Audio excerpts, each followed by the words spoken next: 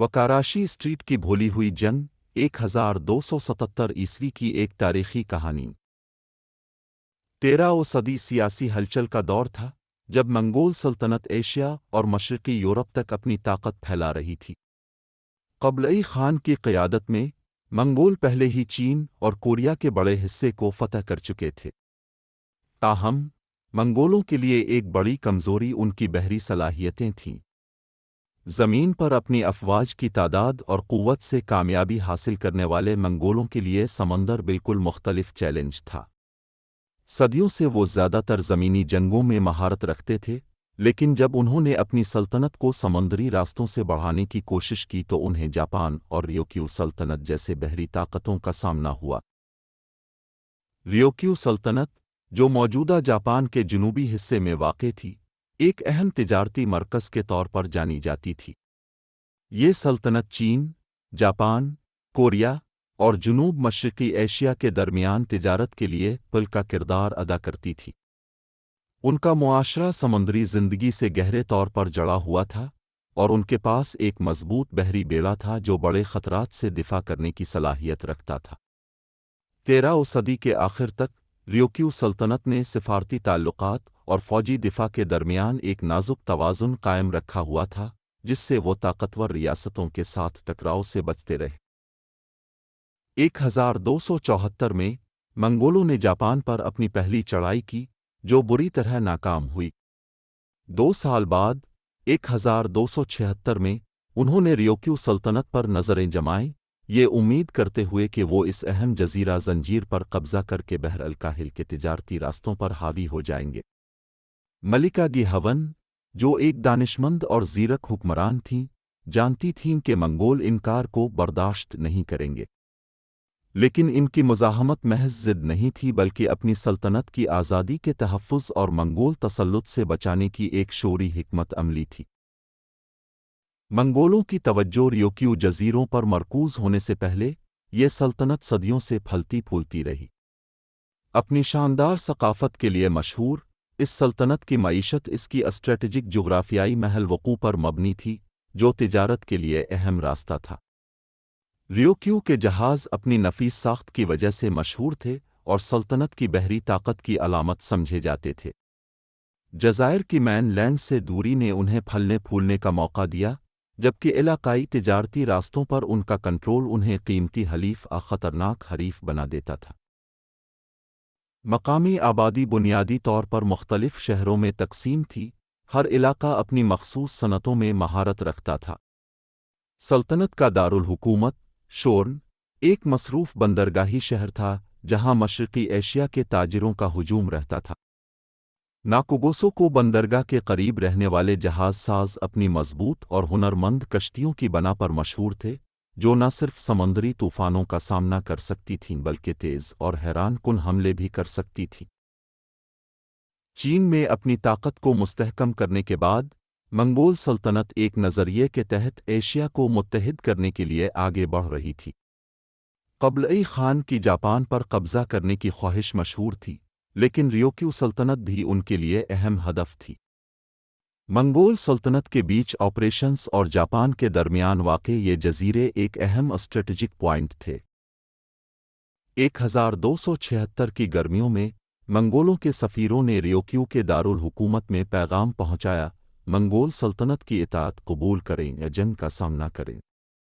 मलिका गिहवन ने अपनी सल्तनत की आज़ादी को बरकरार रखने के लिए इनकार कर दिया। ये फ़ैसला आसान नहीं था, क्योंकि उनके आबाओ अजदाद ने खित्ते की ताकतवर रियासतों के साथ ताल्लुकात कायम रखे थे। लेकिन मलिका गिहवन जानती थीं कि अगर वो मंगोलों के सामने झुक गईं तो ये रियोक्यू की खुद मुख्तारी के खात्मे का आगाज़ होगा। मंगोल सल्तनत ने मलिका गिहवन के इनकार के बाद रियोक्यू पर हमले की तैयारी शुरू कर दी। मंगोल बहरी बेड़ा अगरचे मजबूत था, लेकिन वो रियोक्यू के जज़ायर के गर्मसेरी पानियों में आज़मूदा नहीं था। मंगोल अक्सर बड़े और भारी जहाज़ इस्तेमाल करते थे जो कई फ़ौजियों को ले जा सकते थे, लेकिन ये तेज़ करंट और तंग इब्नाहे के लिए मौजू नहीं थे। दूसरी तरफ मलिका गिहवन ने दिफा की तैयारी शुरू कर दी। उन्हें मालूम था कि मंगोल आ रहे हैं, لیکن ان کی سلطنت کی بقا صرف فوجی طاقت پر منحصر نہیں تھی۔ ریوکیو کے پاس منگول بیڑے کی تعداد کے برابر وسائل نہیں تھے، اس لیے روایتی بحری جنگ سے جیت ممکن نہ تھی۔ اس لیے گیہون نے چابک دستی، گوریلا حکمت عملی اور علاقے کے فائدے کو استعمال کرنے کا فیصلہ کیا۔ ریوکیو کا بیڑا چھوٹے اور تیز رفتار جہازوں پر مشتمل تھا جو جزائر کی چٹانوں اور تنگ راستوں میں مہارت سے چل سکتے تھے۔ یہ جہاز اگرچہ کم تعداد میں تھے مگر ان کے عملے کو گھات لگا کر حملہ کرنے میں مہارت حاصل تھی۔ انہوں نے قدرتی مرجان کی چٹانوں اور زیر آب رکاوٹوں کا فائدہ اٹھا کر منگول بحری جہازوں کے لیے ابن آہے کو موت کے جال میں تبدیل کر دیا۔ 1277 کی ایک دھندلی صبح منگول بیڑے نے 1 مہینے کے سفر کے بعد ریوکیو جزائر کے قریب پہنچ کر وکاراشی اسٹریٹ کا رخ کیا۔ یہ تنگ بل کھاتی ہوئی آبنائے ایک قدرتی چوک پوائنٹ تھی جو گھات لگانے کے لیے بہترین تھی۔ 300 جہازوں اور 10,000 سے زیادہ فوجیوں کے ساتھ منگولوں نے سمجھا کہ وہ آسانی سے دفاع کو شکست دے سکتے ہیں، لیکن ملکہ گیہون کی فوجیں پہلے سے تیار تھیں۔ ریوکیو کا بیڑا، جس میں صرف 100 جہاز تھے، آبنائے میں بکھرا ہوا تھا، جزائر کے پیچھے اور غاروں میں چھپے ہوئے۔ منگول، جو کھلے سمندری مارکوں کے عادی تھے، ان کے لیے گھات کے حملے غیر متوقع تھے۔ جیسے ہی منگول جہاز آبنائے میں گہرائی تک پہنچے، وہ چٹانوں پر پھنسنے لگے۔ پہلا حملہ تب ہوا جب ریوکیو کے جہاز چٹانوں کے پیچھے سے نمودار ہوئے اور منگول جہازوں پر آتشی تیر برسائے۔ خشک لکڑی سے بنے منگول جہاز فوراً آگ کی لپیٹ میں آ گئے۔ منگول ملاح، جو ریوکیو کے حربے نہیں جانتے تھے، خوف زدہ ہو گئے۔ منگول بیڑے کی پسپائی ایک تباہی تھی۔ ہزاروں منگول سپاہی ہلاک ہو گئے جبکہ ریوکیو کے نقصان کم تھے۔ یہ فتح اس بات کا واضح پیغام تھا کہ منگول اپنی طاقت کے باوجود ان سمندروں کو نہیں سمجھ سکتے تھے جن پر ان کا کوئی اختیار نہیں تھا۔ صدیوں تک وکاراشی اسٹریٹ کی جنگ تاریخ کے صفحات سے غائب رہی۔ 20ویں صدی میں سمندری آثار قدیمہ کے ماہرین نے سمندر کی تہہ سے اس جنگ کے آثار دریافت کرنا شروع کیے۔ ان دریافتوں نے اس بھولی ہوئی جنگ کو دوبارہ منظر عام پر لایا۔ یہ جنگ چھوٹی سلطنتوں کی قوت مدافعت کی یادگار ہے جو سامراجی خواہشات کے خلاف ڈٹ کر کھڑی ہوئیں۔